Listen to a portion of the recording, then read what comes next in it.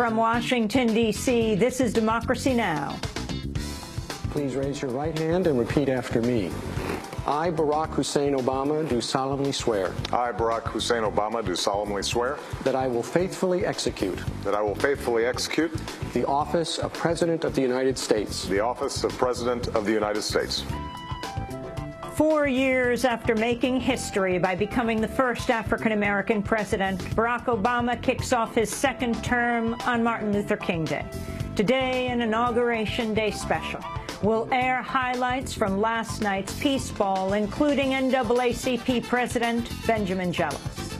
The challenge for our country was never to see the day when a person of color would be president. No, the challenge for our country was to ensure that it would be safe for it to happen again and again. We'll also hear from the legendary poet Sonia Sanchez, Ralph Nader, Medea Benjamin, Sweet Honey in the Rock, and Angela Davis. Let me say that this time around, we cannot subordinate our aspirations and our hopes to presidential agendas. And we'll look at big money behind the inauguration. 4 years ago, President Obama refused to accept corporate donations, but this year, ExxonMobil, AT&T, Microsoft are among the biggest backers of today's festivities. All that and more coming up. Welcome to Democracy Now!, democracynow.org, The War and Peace Report. I'm Amy Goodman. A teenage gunman is in custody after allegedly killing 5 members of his family in New Mexico Saturday night. Police say 15-year-old Nehemiah Griego killed his parents and 3 siblings, each suffering multiple gunshot wounds. The suspect was armed with several weapons, including an assault rifle.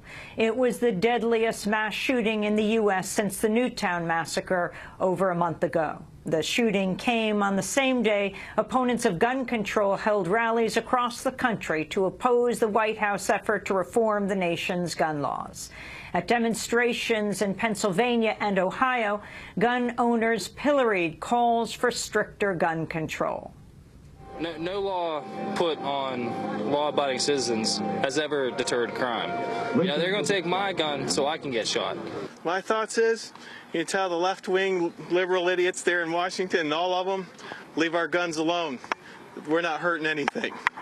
It's the criminals. Deal with the criminals, not the law-abiding citizens. The pro-gun rallies also coincided with a series of gun shows nationwide where at least 5 people were wounded when their firearms accidentally went off. In North Carolina, 3 people were injured when a shotgun accidentally fired as its owner removed it from its case. Another gun owner accidentally shot himself in Indianapolis, while in Ohio, a gun show attendee was injured by a stray bullet. President Obama is set to publicly take the oath of office today at his second-term inauguration in Washington. Obama gathered with his family Sunday in the Blue Room of the White House to privately recite the 35-word oath read to him by Supreme Court Chief Justice John Roberts. Please raise your right hand and repeat after me. I, Barack Hussein Obama, do solemnly swear. I, Barack Hussein Obama, do solemnly swear. That I will faithfully execute. That I will faithfully execute.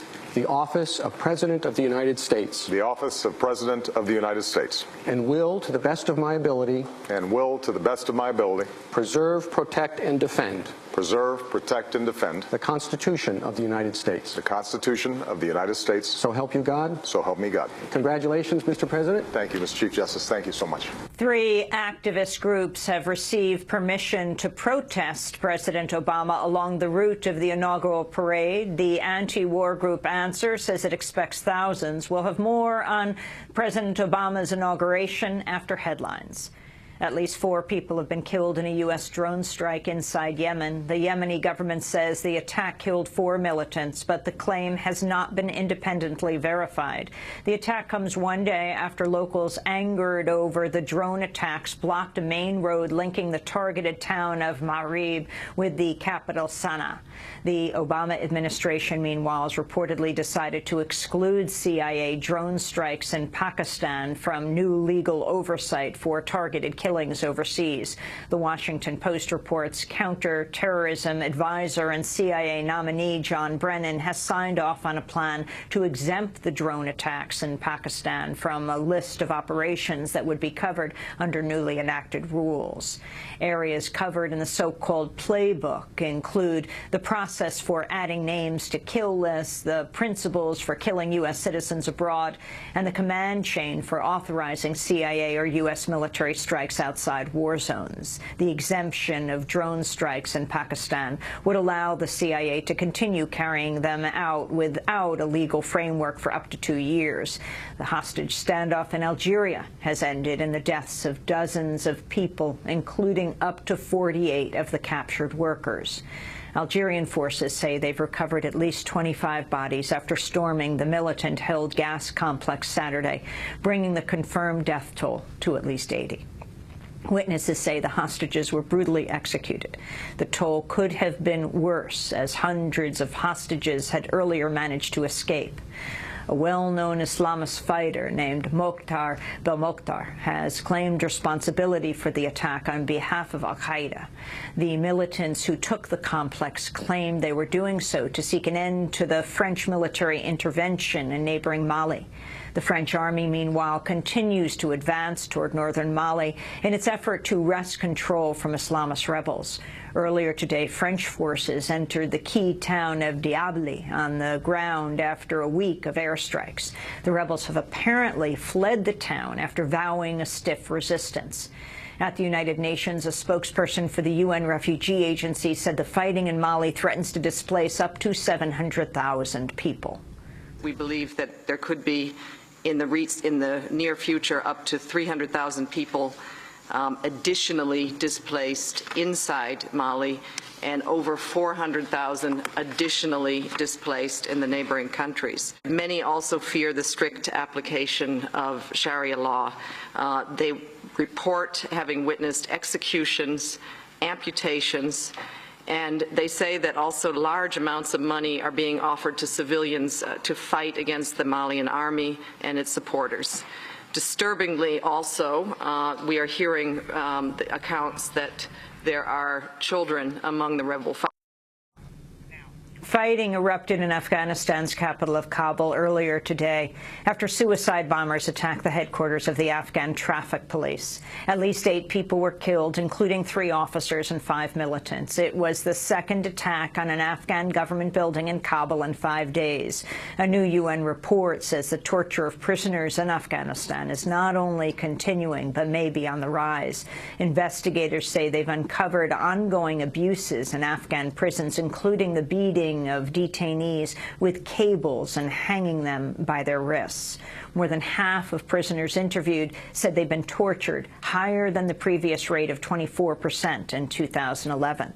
The report also cites an unnamed Afghan official confirming prisoners are being held at secret detention sites to avoid international scrutiny. Last week, the U.S. military said it had halted the transfer of detainees to some Afghan prisons over ongoing torture. The Israeli military has forcibly removed yet another Palestinian protest encampment in the path of the expanding Jewish-only settlements in the occupied West Bank. Palestinian residents of the village of Beit Iksa had set up 3 tents and a mobile building on Friday to stop Israel from seizing parts of their land. The demonstrators named their site Bab al-Karama, Arabic for Gate of Dignity. Upon receiving the evacuation demand, the activists say they tore up the Israeli military's order in the faces of Israeli soldiers. The encampment was raided and dismantled by Israeli soldiers earlier today. Another Palestinian encampment in the West Bank, Bab al-Shams, Arabic for Gate of the Sun, was removed earlier this month. Rebels in Colombia have announced an end to a 2-month unilateral ceasefire declared amidst peace talks with the government. The Revolutionary Armed Forces of Colombia, or FARC, says it would have extended the truce had the government been willing to sign a new accord. But Colombia rejected a pact, saying FARC has violated its ceasefire pledges multiple times. Military attacks against the FARC have continued even after rebels and the Colombian government began meeting for peace talks in Cuba late last year.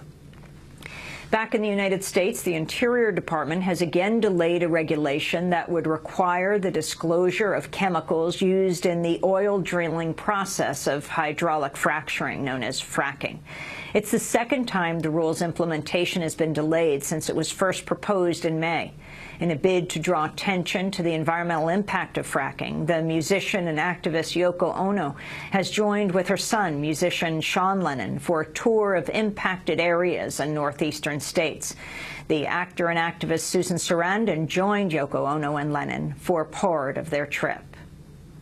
Fracking is such a major decision because it's forever. I mean, you do not undo the damage of a well. Even when they've gotten the gas they want and they leave, all that stuff is still emitting. We need to educate people that fracking is dirty. There's no way to make it clean. The industry knows that it's dirty, and that's why they're spending so much money on a PR campaign to sort of spread disinformation and to tell people that it's going to save their economy, when actually what it does is it devastates local communities.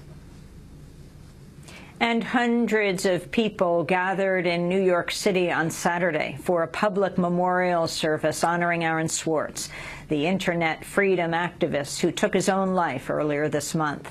Aaron Swartz was weeks before a trial date for downloading millions of articles provided by the nonprofit research service JSTOR at MIT. Swartz was facing 35 years in prison, a penalty supporters called excessively harsh. At the memorial, Aaron Swartz's partner, Taryn Steinbrückner-Kaufman, called for prosecutors to be held accountable. And last Friday, he faced the prospect of yet another 3 months of uncertainty and ups and downs and being forced by the government to spend every fiber of his being on this damnable, senseless trial with no guarantee that he could exonerate himself at the end of it. He was so scared and so frustrated and so desperate, and more than anything else, just so weary. I think he just couldn't take it another day. Aaron would have loved to have been here, because out of the last week and out of today, phoenixes are already rising from his ashes. The best possible legacy for him is for all of us to go out from here today and do everything we can to make the world a better place. 1,000 flowers are blooming in his name already. Some of the most important that we'll be fighting for, David Siegel and many others of us are organizing around. The U.S. Attorney's Office in Massachusetts must be held accountable for its actions. Taryn Steinbrückner-Kaufman speaking at the public memorial for Aaron Swartz. Democracy Now! Live streamed the memorial, and you can go to our website at democracynow.org to watch it in full, as well as our interview with Taryn. And those are some of the headlines. This is Democracy Now!, democracynow.org, The War and Peace Report. I'm Amy Goodman. We're broadcasting from Washington, D.C. today, where President Barack Obama is set to publicly take the oath of office for his second term after becoming the first African-American U.S. president 4 years. Thanks so much for watching this report from Democracy Now!, your daily independent global news hour. We don't accept advertising or corporate funding, but rather rely on donations from viewers like you. Please make your contribution by visiting democracynow.org. We need your support today to keep bringing you this hard-hitting, in-depth reporting.